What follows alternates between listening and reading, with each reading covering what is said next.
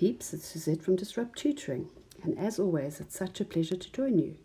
Today we're going to deal with an AP Maths question on rational functions, together with the application of differential calculus, taken from the 2019 IB Paper 1. So here we are given a function, and it is a rational function because it's a polynomial divided by a polynomial. We are given a point on the graph, 1, 2, which is also a stationary point. So that allows us to say that f of 1 is 2, but because it's a stationary point, the derivative at x equal to 1 is equal to 0. Because at a stationary point, the derivative is equal to 0 because the gradient is 0, the gradient is flat. And we can use these two equations to create two equations to solve simultaneously.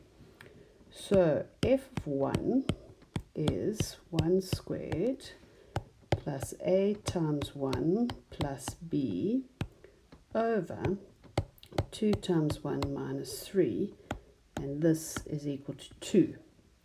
So we have 1 plus a plus b over minus 1 equal to 2. So 1 plus a plus b is equal to minus 2. So a plus b is equal to minus 3. And we're going to call that equation 1. Then we're going to use the fact that we have a stationary point at x equal to 1, which allows us then to work out the derivative function and substitute in the 1 and solve equal to 0. So we're going to need to use the quotient rule to work with the derivative of the function f. The quotient rule then, work out the derivative of the numerator times the denominator minus the denominator's derivative times the numerator, so that's quotient rule, all over the denominator squared. Now at x equal to 1, we can substitute in 2 times 1 plus a, 2 times 1 minus 3, minus 2 times 1 squared, plus a times 1 plus b equal to 0, and we can lose our denominator because we can multiply through by our denominator in this step. Now if you remember from the previous slide, a plus b was equal to minus 3, so I can substitute that minus 3 in here.